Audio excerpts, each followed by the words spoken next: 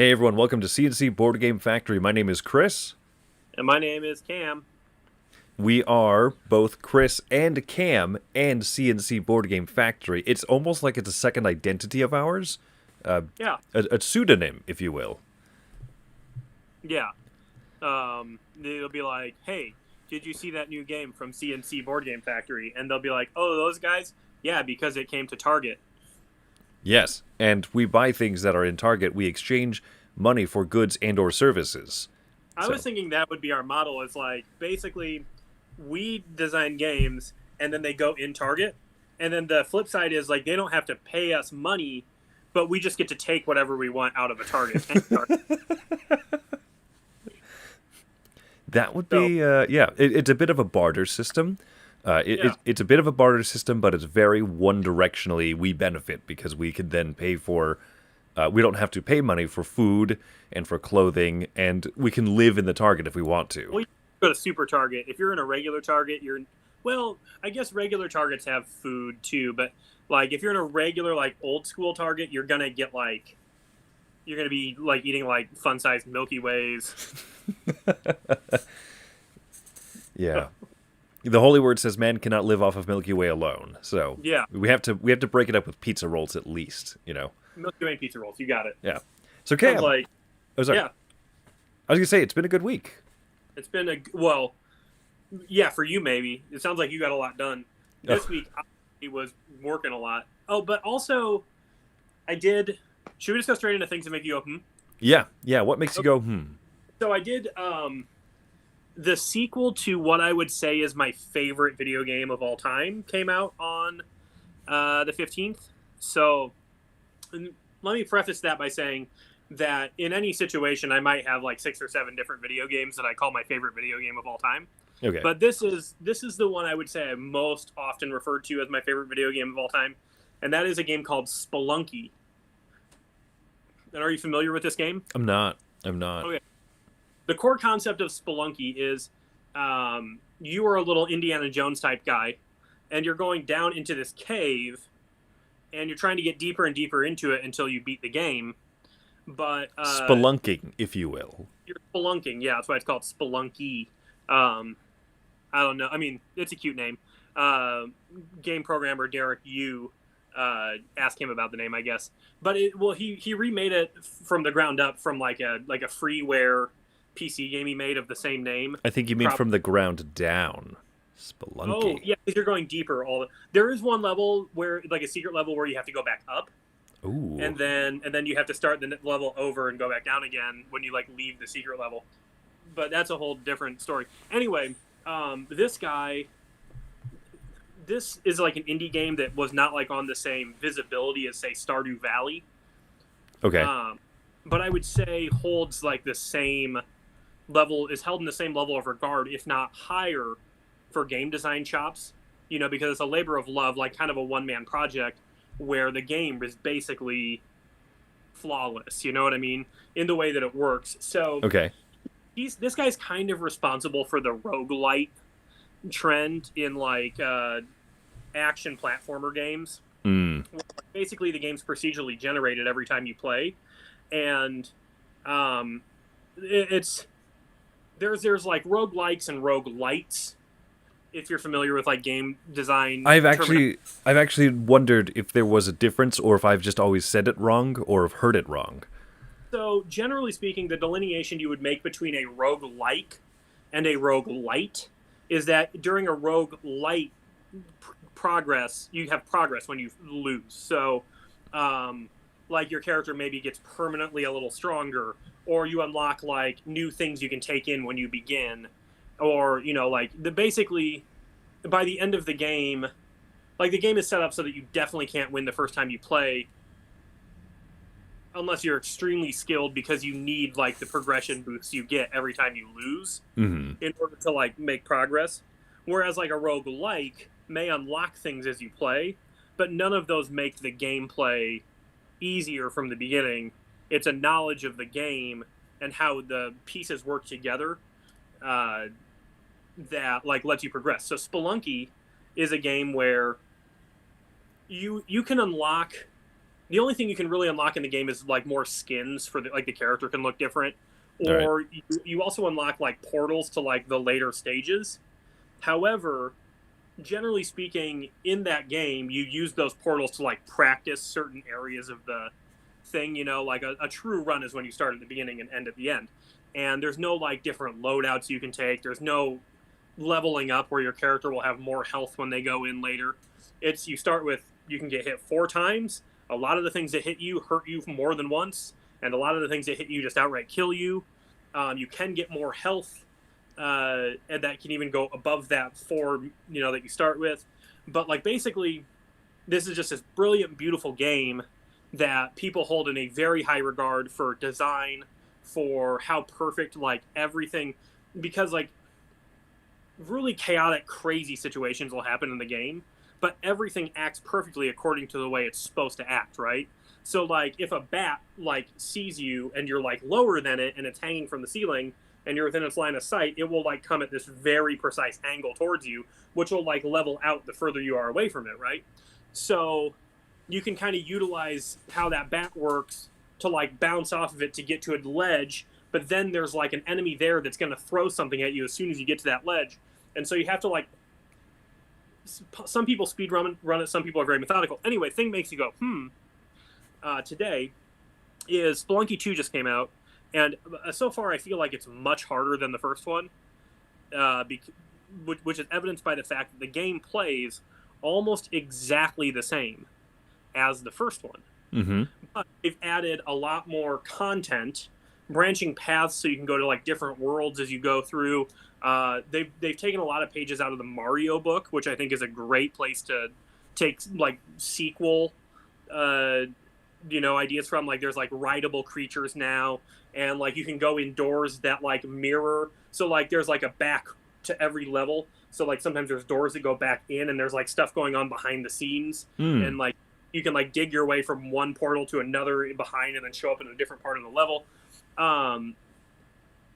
The whole thing that makes me go is why do more video games that like got it right the first time, and maybe this is like a Marco Polo 2 thing too, is like why are more games not leaving the exact core way they're built the same? Like, is it important all the time? Like I get I'm already finding arguments to my own like question. Well, help me follow your question. I'm not sure I've got it yet. It's just really interesting to me how like playing this game was like riding a bike, and like I went from one to the other with absolutely no differences in like what my fingers were doing, absolutely no difference in the weight of the character and all this and that. Now the graphics are completely updated. It's still like a really cartoony, like simple thing. There's all more content, but like what I'm doing is basically exactly the same.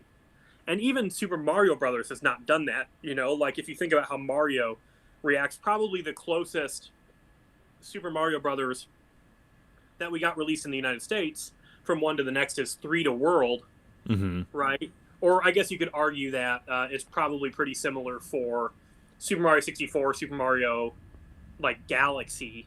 Yeah. Right. Even though there was sunshine in the middle of those. Why are more games not doing this? It just doesn't make sense to me. It makes me think of, say, like Brass Birmingham, right? There are some games that are kind of like that are actual sequels. And so Brass is the same engine, but it has to have the new tricks, right? And I don't know. I think people are very reticent to pay a lot of money, right, for a board game. I think this is more of a video game question, but we're not making video games, I guess. So right. Okay, so in terms of video games, I'm not sure. I'm not sure why more don't copy paste, but just make better, like just make more fun stuff. Asking is how does a game? So like most games don't get sequels; they get spiritual successors in the board game world, like Agricola, Caverna, and then like a lot of little offshoot games like take stuff from those two. but like we're playing a sequel to a game right now, in the exact sense of the word, in Marco Polo 2, in service of the Khan or whatever that's called. And honestly, like Marco Polo 2: The that, Wrath of Khan. Yeah. yeah, that game does feel like Spelunky and Spelunky 2. And you're just starting your first play of it, but like basically I'm doing all of the exact same stuff, but the area I'm doing it in it has changed. So like replace the physics of the game and like what I'm doing here with like my thought process for like taking my worker and placing, you know, my die and placing it, and like the rules of that have stayed the same, but like the world is different.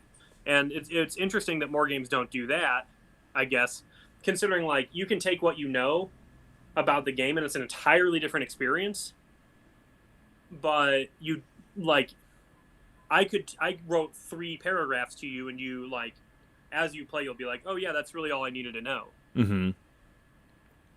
Well, I mean, it's harder because video games are much easier to intuit, right? Like you can hand a controller to someone and say, "This is Super Mario Brothers." They never have to have read the rule book or anything, and they can just intuit, jump, smash that guy, don't get hit by these things. Why do these have question marks on it? You know, whereas in the board game world, you have to read the rule books. You have to be a little bit more thorough. But I guess my thought would be a more direct, something that's more like a Spelunky 1 to 2 would almost be like a Clank expansion, you know, like a new map. Oh, there you go. Yeah, true. That's true. Hey, here's a side note, and then I guess we can be done humming. Okay. Is why? So remember back in the day, like when we were little kids, and I'm a couple years older than you, but I'm not like 10 years older than you. So you have like an NES rule book for like Super Mario Brothers or, you know, whatever game on the NES or Super NES. And you're reading the rule book and it's like 30 pages thick. And the game is like, hey, press A to jump and B to shoot fireballs. If you have fireballs, get a mushroom if you want them. This is Mario. He's in the Mushroom Kingdom. This is his brother Luigi. Hey, here's Bowser. Oh, hey, here's our drawing interpretation of this enemy. His name is Mr. Spiky Hat, and watch out for him because he's naughty. And it's like, that's the rule book for a game. You don't need a rule book for this game, but you have like this thick rule book. And now in 2020, you buy a physical game. Like the game has like, it's incredibly nuanced, and they built a tutorial into the game, so you don't really need a rule book, but there's all sorts of stuff you can reference that you might have questions about, but they don't have rule books. And this is because, obviously, we know that it's not good to waste paper. People buy less physical media. There's wiki pages. There's on their website, and there's an in-depth tutorial in the game. So I understand the thing. But it would be nice for modern games, like if I had like a fat little book and be like, oh, okay, when I'm at the camp is when I can craft my weapons. Yes. Well, there's actually a fantastic, I don't know, I think it was a Twitch stream or something like that. This lady was Twitch streaming Legend of Zelda Breath of the Wild, and it was hilarious because I remember at some point in the game you go through and it teaches you how to like do the Z lock on and then dive and parry and like very, very specific combat retorts and combat like counter strikes and stuff. And I've forgotten all about that. You know, I've forgotten how to do. And so this thing went viral because someone took like a clip of her Twitch stream and like compiled it, and you know, because she like refound a tutorial area where I guess some sword master's like, oh, let's practice these skills. She's like, oh my gosh, like this is amazing. I've forgotten this because I spent 60 hours running around the countryside gathering mushrooms and completing shrines. I forgot how to do like the nuanced combat mechanisms that they teach like 2 hours into the game. So well, that's another game design, and I know we need to get off this. That's another game design thing people talk about in video games is like, if there's a in-depth system in your game that people forget is there, like something's wrong with your game. Because like you don't need that in-depth stuff to play Zelda. You can run up to the enemies and go whack, whack, whack, whack, whack, whack, whack. You know, like you don't need to be like dodging, and like maybe in like a boss, like maybe it's helpful, you know. But that's really interesting because like the PlayStation 3, Xbox 360 era of video gaming was like kind of a wasteland as far as I'm concerned in like good game design theory. And there were lots of because that was like really at the end the tail end is when like these small indie publishers were putting out really well thought out stuff. Back then, like the small games were more like seemed a little cash grabbier, and there were some really good ones. I'm not knocking a lot. Like, there's a lot of good games on PS3, 360, both from the AAA standpoint and indie. But more so, I think people are more thoughtful now. But one of the things I think about is you would play like these. Every game was like a 3D open world like action game with like a morality system and like a brooding character. Like this is every single game, right? And what they do in these games is you would play the tutorial and they would have like the game I'm thinking of specifically here I think is Infamous, maybe. I don't know it. Okay, You were right when you say Wasteland, because that was the generation of video games that like I completely skipped. So the specific time I'm thinking about is this game. I like played it again after like playing it and kind of enjoying it, but like I was getting back into it. And so like during the tutorial it's like, hey, press this button to lock onto this like node up here, and you'll like latch onto it and then go flying up, and it'll like it's like a way you get through like sticky situations. And like as far as I can remember, after the first 30-45 minutes of gameplay, those things just aren't even in the game. You know what I mean? Like it's like the developers like add this cool system and then they're like, well, no, or like maybe they were there and I just never used them because you didn't need to, you know? Right. And that's like that's just a hallmark of poor game design. Or maybe they were there like that's the kind of thing where like the game's open world, but you have like this mission that like takes you to like a non-open world area, and then like you have to use those things to like climb up a little hill. But whereas like a smart game like like a Metal Gear game would like that big ladder climb where like you're climbing up this super long ladder, and so you're holding like the up button, but there's all this stuff going on in the game as you're climbing, and like it's a very cinematic thing. Mm-hmm. Like this is just adds to like the time you're playing, so let's not have any of those in our game, and let's talk about our games. Yeah. Last thought on tutorials, and then I promise we'll talk about board games, right? Yeah, we could just do a podcast about stuff that's not board games. A smart thing about tutorials is that you have to give that fun, like, push the button, get dopamine, push the button, get dopamine, and then like older Legend of Zelda games do this. You get a weapon, you get a special item in a dungeon, and guess what you have to do to now complete every step of that dungeon and fight the bad guy? Use that new item that you got, and it reinforces it. And I think that this is one of the struggles with board games that use tutorial systems, right? Some people say like, oh, this game includes a nice little tutorial so you can go through and figure out everything. But when you have the nuanced rules of a board game, it's sometimes hard to be able to focus on that idea of push the button, get the dopamine. Push the button, Right. get the dopamine. So the ones that do it well, but the ones that are just even average are just hard to get through. So, okay, that's my thought. Yeah, like Jaws of the Lion. I don't know. I'm not talking smack. I'm just joking. Jaws of the Lion is like that game that everybody's like, oh, this game's so good. The tutorial's so great. I'll play it. I'll report back to you in about 2 weeks, I think. I actually, on the Twitters, won a giveaway for Jaws of the Lion. Yeah, baby. Chomp, chomp. I mean, and I've got... And I've joked about, I'm going to move my camera up here, right? I've joked about this massive behemoth of Gloomhaven up on this giant shelf that, in the case of an earthquake, if that fell over, it would probably kill me in my sleep.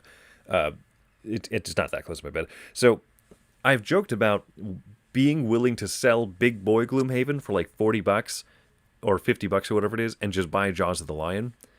And now I don't have to. But I'm excited to try the tutorial system and see if it's one of those really good ones or not.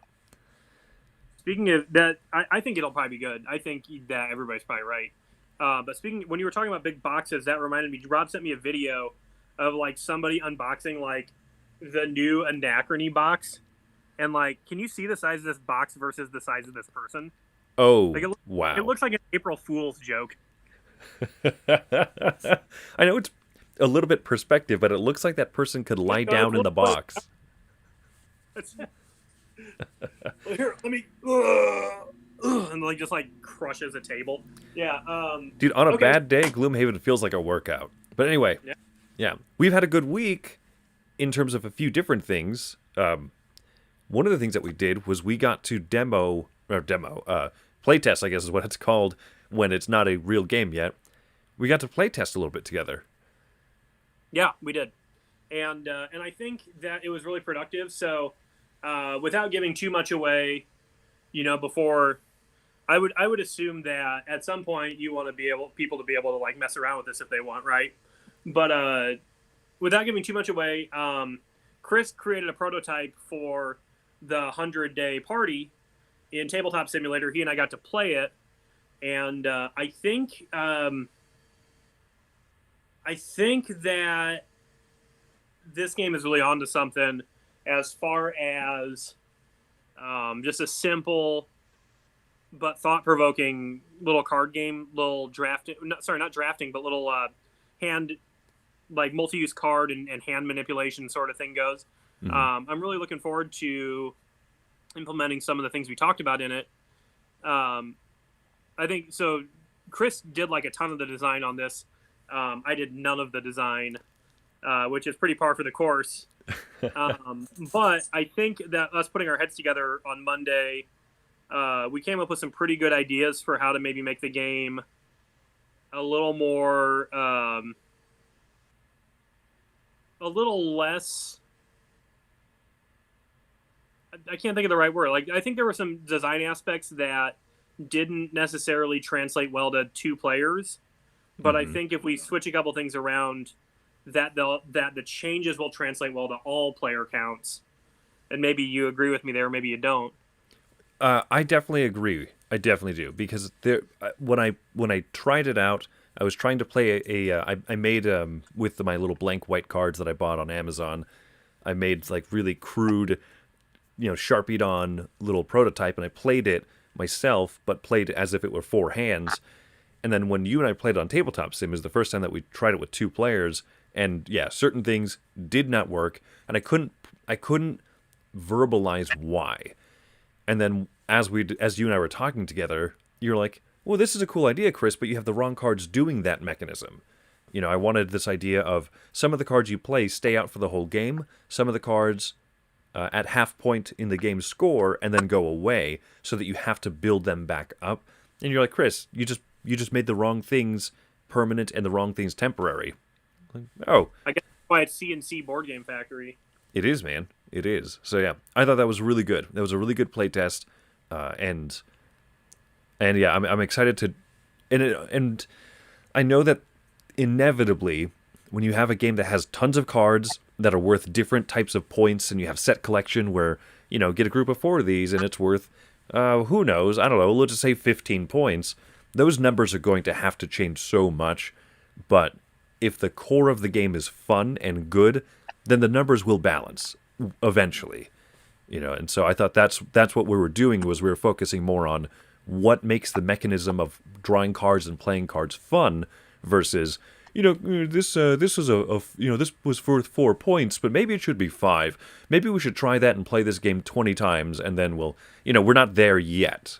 I think that's the other thing that I think you're absolutely right. I think the other thing though that we should be looking at before tweaking like what stuff is worth is I was thinking a lot this week about small box games, and I'm sorry that I didn't come with a competent idea, but there's a lot. I play a lot of small box games because Rob buys every single one.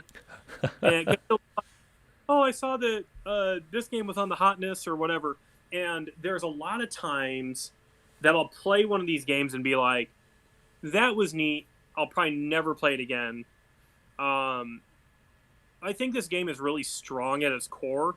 But what I was thinking of this week is that most times when I go, oh, this is the game I want to play, let me bring up a couple recent examples. Silver and Gold versus there was a card game that was going around called like boy, I can't even remember. I think it was about like cats or something like that. And it was like a drafting game, and you had to like get the or the rice or so. It was like a it was I think it was like a game about like Japanese cats or something like that. Okay. And he got those two. We played them the same night, and Silver and Gold really hooked me. And I was like, man, this is I got to go get Silver and Gold. But then that other game was like, oh, if I never play this again, it will not matter to me. But I'd play it anytime. Mm-hmm. And I think what we need to be thinking about for this 100-day party game is we have a fantastic amount of potential with the game because I think it's fun to play, and I think that it's really neat how the cards work. But as I was thinking about it, I was like, what? I feel like there's one design element missing in the game at its current state, and that's like, what is going to make me go, oh man, I got to go buy that game.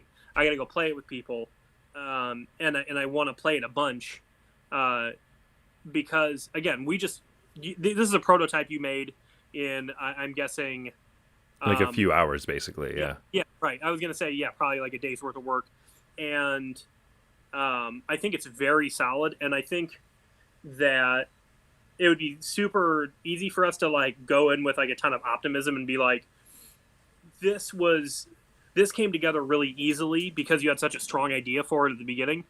But I think what we really want to do, especially if we're working on a game that would be like not a big expansive experience, like I think it's easier for games that are small to be flawless, compared to larger games. But I also think that it's easier for small games to get like really lost in the shuffle because there's so many opportunities. And so like my challenge to myself, as 100-day party is concerned, is what could be added into this game without making the game complicated that would stick with somebody being like, oh, this is the reason to get this game. This is the reason to take it to my brother and sister-in-law's place and be like, hey, you guys, I know you just put your little kids to bed. I know you don't want to learn a big game, but like I can teach you this game in 2 minutes, and they're going to be like, hey, let's play that again as soon as we're done with it. And I don't think this game is like flawed in that it's missing that, but I think we have the opportunity to try to put that vibe in there somehow. Yeah. And I think that's our biggest hurdle right now with that game. I don't know if you have any thoughts like that, but and that's in part what my hope would be with it, with the kind of, I don't want to call it a cooperative element, but like the shared track where you have to reach the 100 rice cakes that get shared, because that is a sign of good luck and long life for the Korean traditional 100-day party. So if you don't have that, if you don't reach that goal, then people lose points based on how little they contributed to it. So that's my hope, is kind of that zinger where people say, oh, that's nifty, that's something different, that's something unique. But like you said, we have to make sure we can't just go into it saying, I hope this is the thing, but we got to make sure, does it fire correctly? Do people look at it and say, ooh, this is a tense decision where I can play this card for like a basic thing like move up the rice cake track, or I can play this so I can complete my set of fruit and get 4 different colors and bump from 8 points to 12 or something like that, Well, and I agree with you. I think that's the area that's unique. Mm-hmm. I think using the multi-use cards is unique, and there's all these little modular ways to score points. But I think what we should be looking at for stage, like I want to say, alpha 2 of this game, is how can we create an urgency within that part of the rice cake thing that makes the game more fun, more exciting, and I think it's there. But I think right now, and like I'm colored by one play of this in a 2-player game, sure, where like the way we had the scoring set up was that it literally didn't really matter if the thing got finished or not. I don't know if making the game fun like has to make this thing matter more to like whether it finishes or not, but I think ideally it would create a more interesting play experience if we could find a way to make every little chunk of this thing exciting. And so I think that would be kind of on us, but how to do it, I think is not in my brain at this moment. But I think you're probably right. That's the area that is unique. And so if we can make it a core mechanism of the game that you think about every time you play a card, I think we'd be really successful. I think that's true. And so based off of one play, it didn't quite fire off at that pace yet, but I think we can refine it towards that. So it was really good. Yeah, it was really good. Have you had any thoughts on any of the other games that we decided we'll be working on? I had a couple thoughts on Impresario, and I know you were wanting to talk about that one, so I'll save those until, because I think Chris has done some design, a basic look at what the board might look like, and the thoughts I had weren't huge, but I think they were exciting. So okay. We'll get into that. I'd like to see your kind of prototype so that I can mention what I'm having to say based on what your conceptualization of the board is. So, why don't we go into that one next? Okay, for sure. So let me change views here, and then I'm going to share with you, Cam, my view. So I want to try to see things from my point of view. That's a 90s, like that's a late 80s, early 90s, like Paula Abdul song or something that I wrote right now. Okay. Ooh. So a few different things going on. One, I made an idea of what the board might look like. And so this would be the board here where... tracks. So, yeah, tracks, man. I work in Excel because being an accountant... Oh, gosh, I hit the wrong thing. Uh-oh. Good old classic edit undo. What a good life hack that is. So this is my idea kind of the board, right? Where you have the score track round the outside, round the outside, round the outside. Yep. This would be the round tracker over here. So Impresario, a game in 3 acts.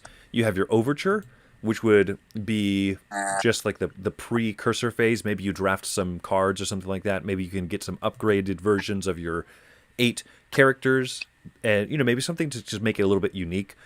And then you play 3 rounds of dice drafting, and then you do a scoring phase. 3 rounds of dice drafting, scoring phase. 3 rounds of drafting and scoring phase. So those are the 3 acts of the game, and then you have the curtain call, would be the thematic end of game scoring phase. You roll the dice 1 through 6, and you put them out according to the different spots there. And then the tracks. The tracks is really kind of where it's at, like what it's all about. Not some dance where you put appendages into a middle and you undulate them. It's about the tracks. It's a pokey jokey, guys. That was a pokey hokey jokey, yeah. Yeah. Okie dokie smoky. So over here in the middle are the German, Italian, and French language tracks. So every time you draft a die, the dice are the 3 colors, black, white, and red.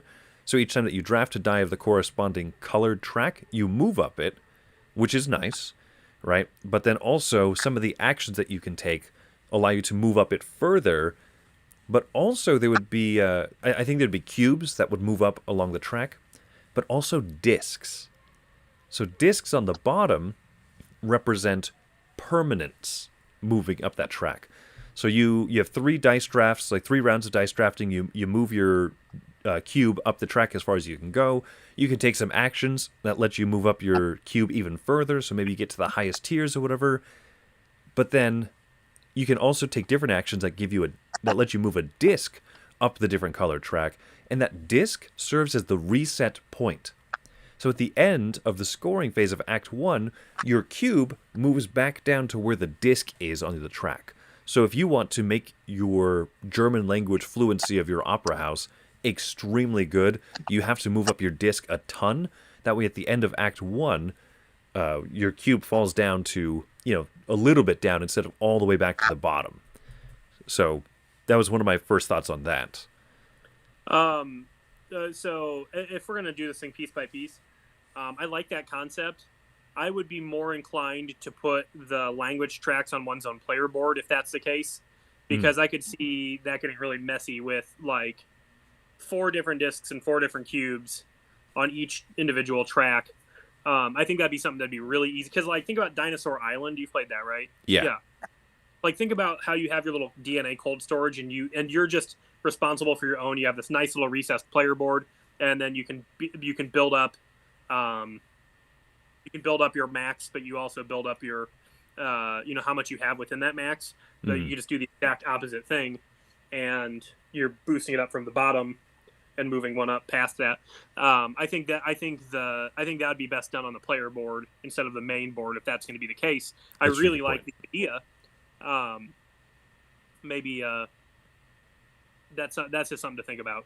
Anyway, that's a good point. This green track here in the middle is the media track, and so this is depending on how much media coverage you get by taking different actions, it will give you two things. One, it'll give you the turn order, and then also at the end of each scoring phase, then you'll also be able to take some sort of media bonus, and that represents how advertised you are and everything.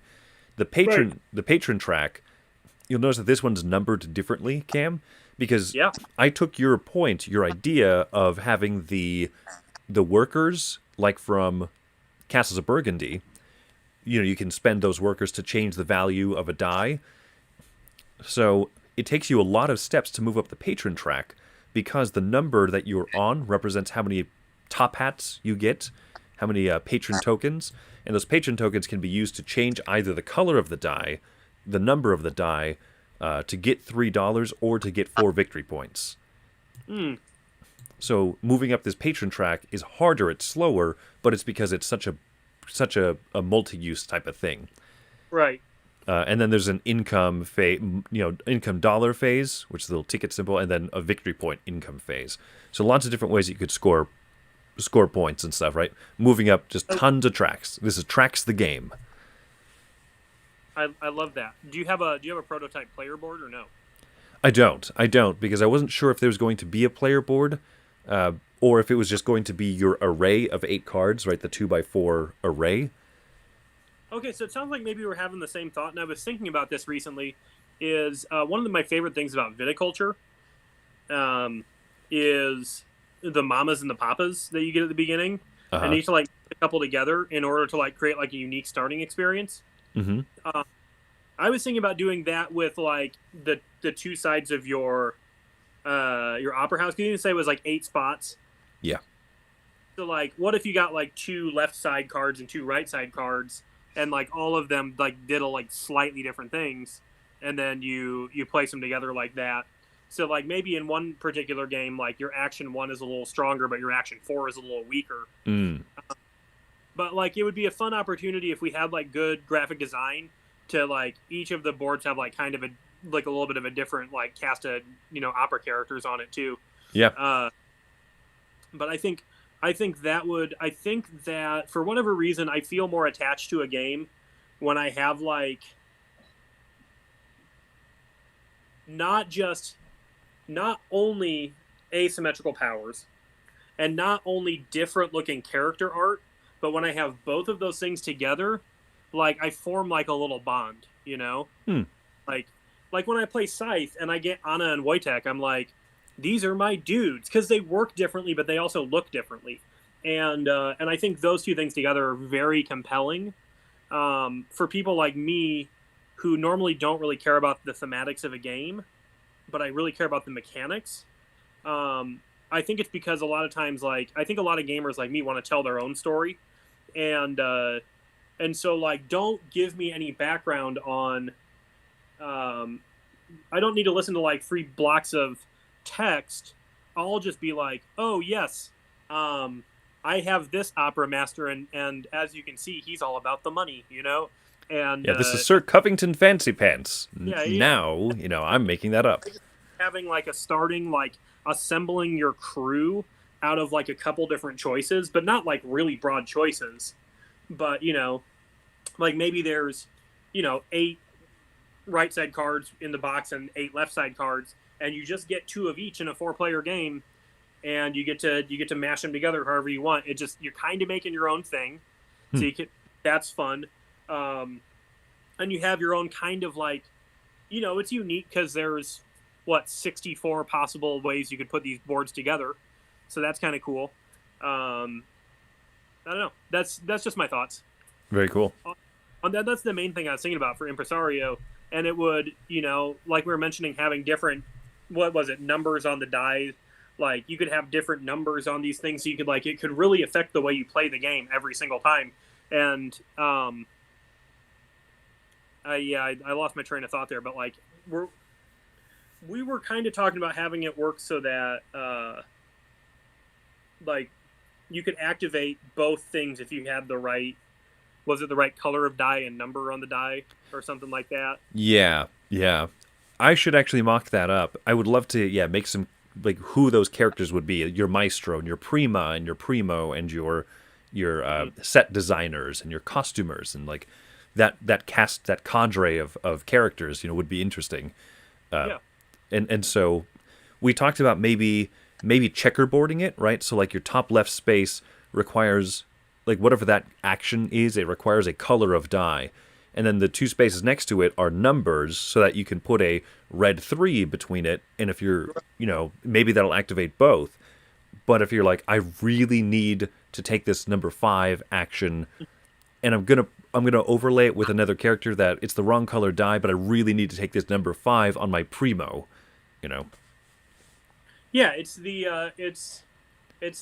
underwater cities sort of thing. So, yeah. Yep. And then just more to help visualize, well, I put together a list of operas that could be included in the game.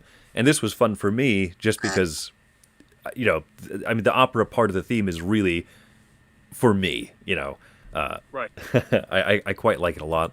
And so one of the things that I wanted to put together was just a way to visualize what the cards would look like. So German operas in black, Italian operas in white, and French operas in yellow. And obviously, Der Ring des Nibelungen is not French. I just haven't made a mock-up of that yet. Sure. But something like this where you see a piece of art in the middle of the card that is a cool painting, something that is an important scene from the opera, and makes it a little bit more, kind of like you said, Cam, where it makes it a little bit more visually fun. It's not just a black card that says The Ring Cycle, by Wagner. It's ooh, I'm putting this together, maybe some requirements and your benefits that you get from it, and then I would love, if possible, to have flavor text on it that explains like a historical flavor text. That explains what is this opera, who composed it, what are the famous pieces, what have you heard from Looney Tunes about it? Bum, bum, bum, bum, So you want da, da, to wingspan this game. I get it. No, I like it. Wingspan, World's Fair 1893. Yeah, exactly. Something that where people look at it and they say, "Oh, cool! I didn't know that about this." So hang on. Did you say that the German cards would be black, the Italian cards would be white, and the French cards would be yellow? Red. Okay. Do you not see France maybe I'm wrong, but generally speaking, when I'm tying a color to a European country, in board gaming or video game, Mm-hmm. France is almost always blue. Okay. And I think that's because the old French flag, right, is a blue with a fleur-de-lis, and then red. Oftentimes you have England in there, and England is generally red, or Spain is red. Yeah. England is white if Spain is in the picture. England's not, England's more often white than blue, I would say. I think so. Yeah. But and then France is blue. I think that would make more sense. Okay.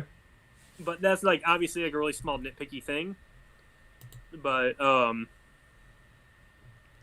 think I did that because of a process of elimination where I was like, well, I want my victory point track to be blue because Seven Wonders taught me that. A lot of games use blue as the default. And so I was like, red for France because their flag has red in it. Yeah, but all of those flags have red in it. It's very true. Yeah. So anyway, yeah, so I went through and I just found little pieces of art. My favorite that I found was this really fantastic scene from Mozart's The Magic Flute, Die Zauberflöte, with the Queen of the Night there.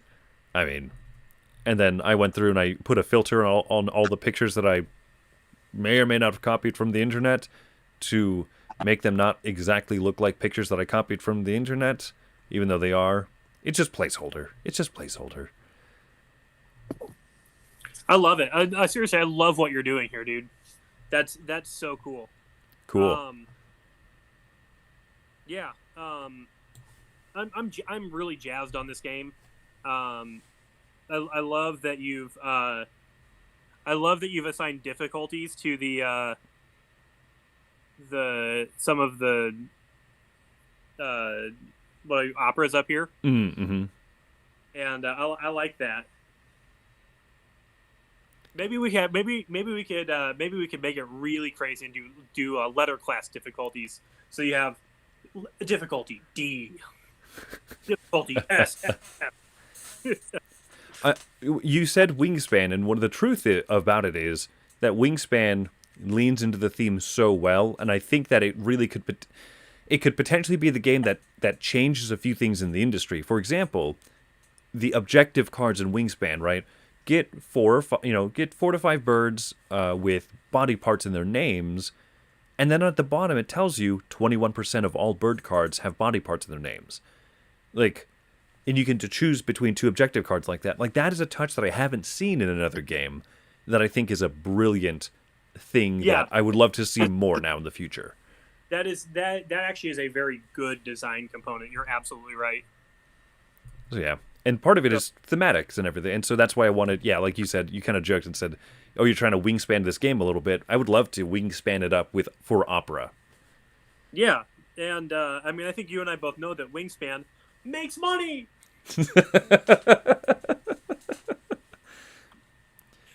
So, cool. Now we're getting near an hour, and but I think you had some thoughts on the Colored Cube Factory this week. I had a couple things also that now are not like popping into my head, but they were pretty fresh there when we first started doing this. Let me get back into what you sent me from this the other day, but you had some ideas for Colored Cube Factory this week? Yeah, I just kind of put a few more touches on some of those pictures that I'd sent you. So these are the 6 worker actions, right? Very basic to understand. I ran them by Wendy and I said, can you tell what every single one of these things would do? She's like, grab a white cube, get $1, or make a purchase, grab a contract, buy cubes, flip something over. I was like, yes. Yeah. Perfect. Are you sharing that on the screen right now? Because I still have opera pictures. Oh, yeah. Sorry. Let me present the right document here. There you go. So yeah, that's the picture of the actions. Oh, I remember what my main thought was is, do we have an idea of whether or not you'll be able to get more workers over the course of the game, or is it going to be like everybody has the same amount all the time? My baseline thought was everyone should have a large pool of workers from the start and probably keep them. So if you had 6 or 7 workers, and that's like steady throughout the game, or you could do it like Feast for Odin, where everyone gains incremental workers at the same rate. Would be my thought. I was kind of on the same boat as like, if this game's an efficiency puzzle, like, I don't think we need to add like some people having more workers than another person into it, because that makes the game less efficiency based and more socially based. And it's like, oh, I'm trying to win this one, but this guy has 9 workers and I have 4 workers, so I need to put all 4 here, even though I don't really want to do that. But what if he doesn't go for that? And to me, this game is like very like, should be more about like doing, like, everybody has the same playing field. This is a game where you don't necessarily have an asymmetrical start. This is a game where like everybody has the same opportunities throughout like basically the whole game. I think that makes sense. I definitely agree with you. So I'm glad we're on the same page. As for ramping up like the amount of workers you have, maybe I think that's a good thought. And I think it's a big maybe. And I think I like the idea more likely of just having a steady amount of workers throughout the game, but it is still a maybe. It's back in my GWiz file. I will say I am also open to the idea of being able to take actions that increase the amount of workers you have for like the next round. Um, Whereas like where you could maybe get like bonuses and stuff where you get like a one-time dude or something. Mm. I don't think that would mess with it too much, but yeah, the concept of keeping them the same or increasing I like. Okay. But I don't like the idea of like I'm able to go get 10. Everybody can go get like I don't want to do the Stone Age thing here. I think that's an awesome thing about Stone Age, where it's like you can win the game with just your basic guys, or you can go up to 10 and win. But I don't think that's this game. So, Exactly. I would agree with you. Yeah. Well, cool. Cool. What were you thinking about with this one this week? So I've been thinking about what are the tiles that are going to be out in your factory. What are the tiles going to do? And so storage cubes and then carts. So, at the end of a round, you push cubes through the factory, you upgrade them, you get stuff. And I think that ultimately, if you don't have enough storage for them, that you have to sell them, right? Yeah. And maybe level 1 cubes, your basic white cubes sell for $1. If you upgrade it to like a level 3 cube, which would be like yellow or some color, you can sell it for $3, but it's like mandatory. But you also need the money, so it's not bad. Or you can choose to build up lots of storage so that you can run those cubes through your factory again, level them up to very high levels, fulfill contracts with them. But then, what does the factory consist of? Smashers, we talked about 2 cubes, smash them together, make a cube of a higher level.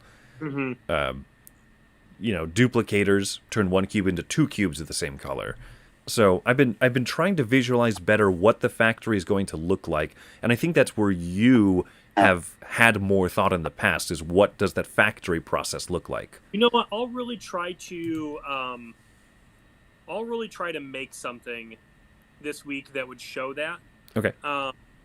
Let's remind me on Wednesday that I said I would do that, because I think I have the time on Wednesday to do it, but I may forget if we don't talk about it on Wednesday. Okay.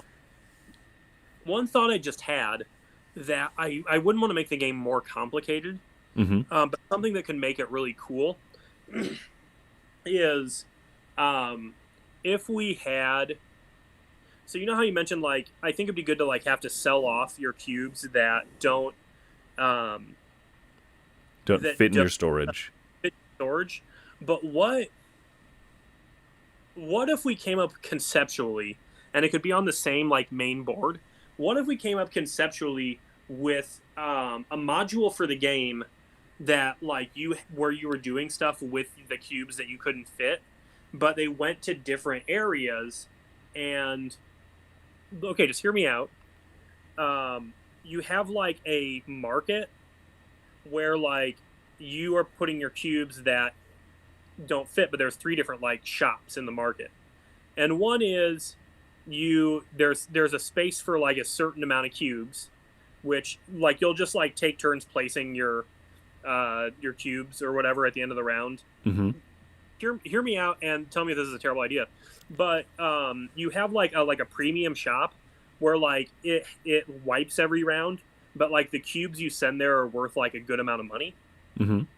Then you have like some type of industry that's being built that need to use your cubes, and you're like sending your cubes toward that, and it's kind of like the board in Orleans where like stuff stays up there forever, and you get like a little boost when you play there, but like it fills up. And then you have another board that's like where you're just like sloughing stuff off, and like you don't get a very much return for it, where kind of everything else goes, or something similar to that. So you kind of have a choice with what to do with your cubes that are left over at the end. And they're like, maybe player interaction isn't good in this game though. Maybe we're really going for a solo solitaire sort of thing, other than maybe that's too much interaction to have like it might hold up. I'm talking myself out of this idea. You don't even need to.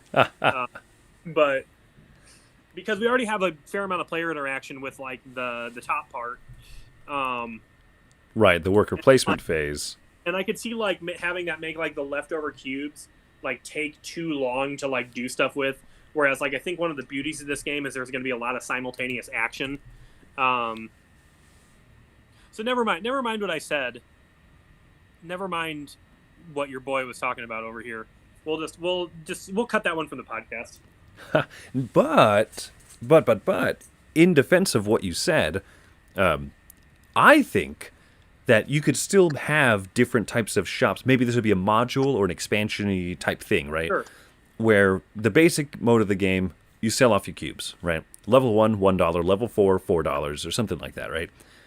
And then you could have this optional module where you could still make it simultaneous. It doesn't have to have that, like, I put a cube out, what are you going to do?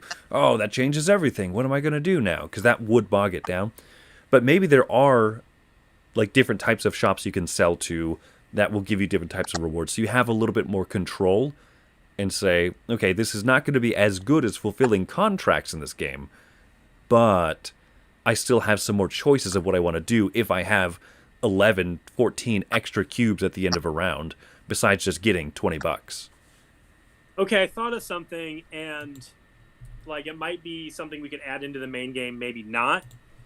But what if? So, because my biggest problem with just selling off cubes near the end is that, like, I don't think you and I are of the mindset that, like, money equals points in this game. Maybe it does. Maybe a 5 or 10 to 1 or something, but yeah, not like not a 1 to 1 for sure. What I was thinking of was, and this would require a little bit of extra component probably, but what if for every, like, 2 or 3 cubes you push out of the factory that you have to sell off, like, if you don't want to sell them off, you can trade every couple cubes in for a cube of your own color. And at the end of the round, you have a little map that you have behind a privacy screen with, like, 3 or 4 or 5 regions in it. Keeping with the theme of, like, getting a little bonus for having the most workers somewhere, you lift your screen, and it's kind of a mix between Viticulture Tuscany and Rising Sun, where, like, you're sending your cubes of your own into, like, a region, and whoever controls the region at the end of the game gets, like, a chunk of points, but whoever sends the most cubes to a region gets, like, a bonus that round of, like, a couple points. And so you're, like, accumulating. Is that too much? You're like having a mini Ethnos game or something almost in it.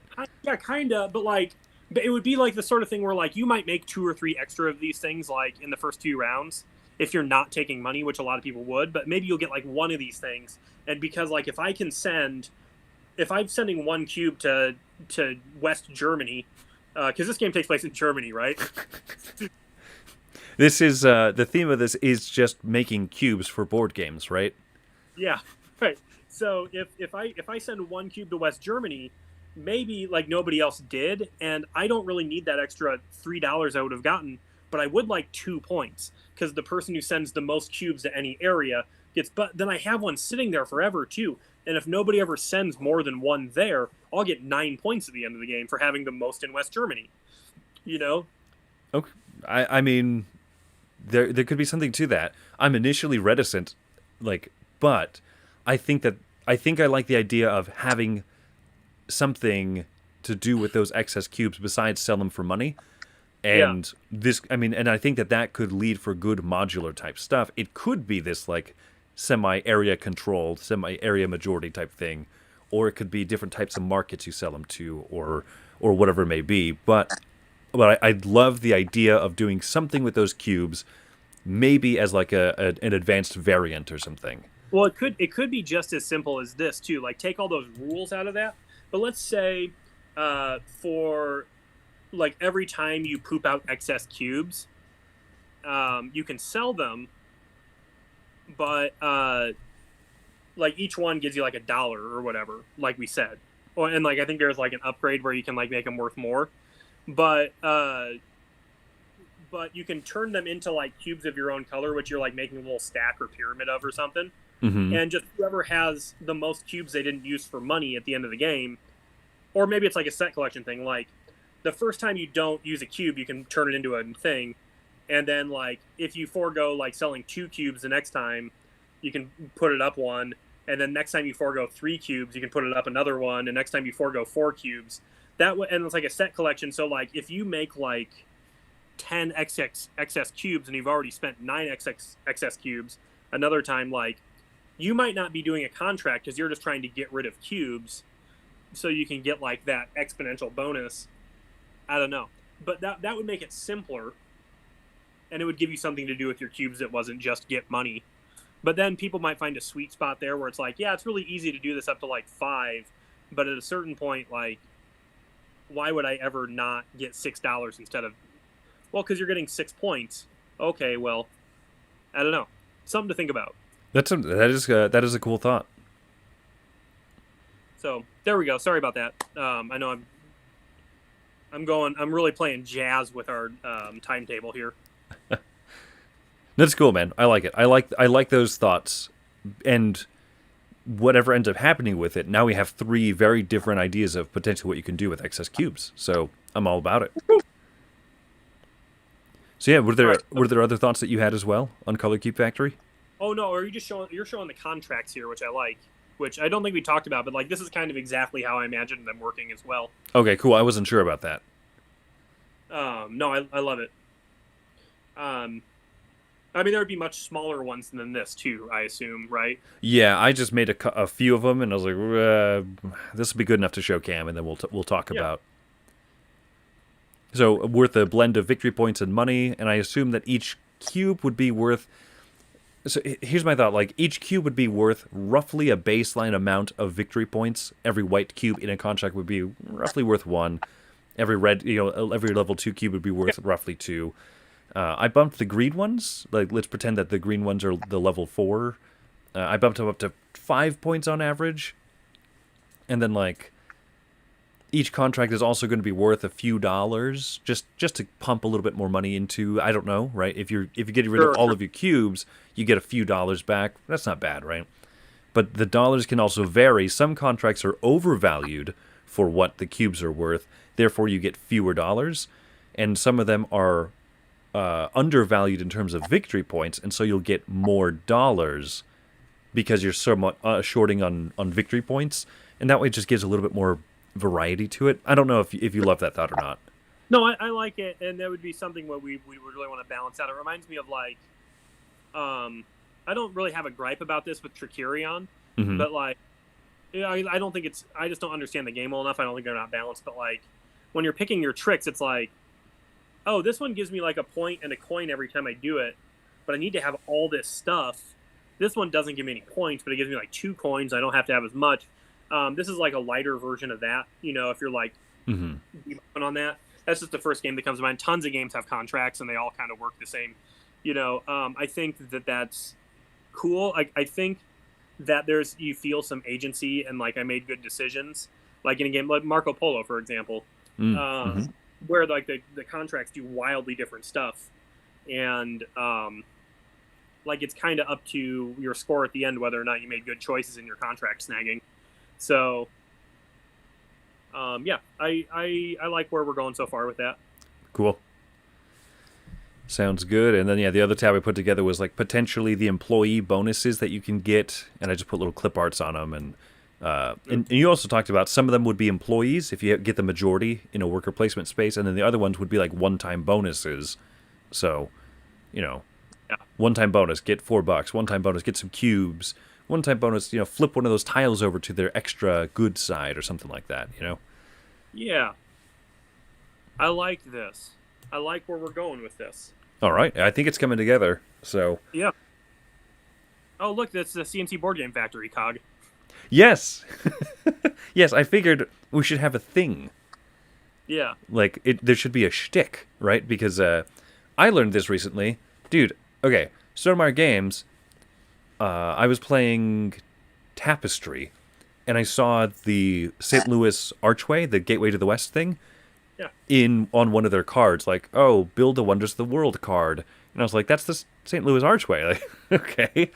And so I put up a tweeter about it, and I said, hey, yo, Stonemaier Games, like, very cute of you. And Jamie was like, yeah, we try and put that in every single game that we make.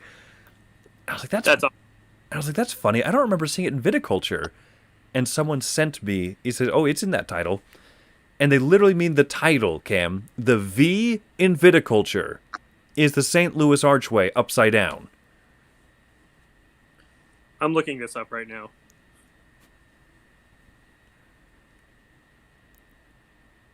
Look it up, man. It's almost infuriatingly obvious. But I never put it together. How have I never noticed that? I don't know. So, yeah, so I put the C&C Board Game Factory cog on the automator thing over there. I was like, we got to have a thing. Maybe that'll be our thing. Little cog. Yeah. Yeah, man, those guys, they made an arch for that city. They're like, hey, let's do this. They've been doing it since ancient times. Let's make one. Apparently there's an elevator that goes up it. You can go into the St. Louis Archway. Oh, really? Yeah, I don't know if I would. Yeah, apparently there's an elevator that goes like this, and you just go all the way, and then when you come out, you're upside down. All right, man. Any other thoughts on Colored Cube Factory or Impresario or anything else? No, but I do have a thought about the St. Louis Arch, and that's McDonald's should buy the land right next to it and make another one, and it'd be a huge advertisement for them in St. Louis. Have you seen Coming to America, Eddie Murphy? I've seen the beginning of it. Oh, man. It's one of my favorite 80s movies. It's one of my favorite. The one of the guys that he meets owns a hamburger place called McDowell's. Oh, yeah. And it's just a running gag throughout the whole thing about how McDowell's is getting constantly like threats of lawsuits and stuff. It's a delightful film. So anyway, before we talk about that for 20 minutes, I think this is a good point. I think we can wrap up here. Yeah, I think so. I think we did a good job.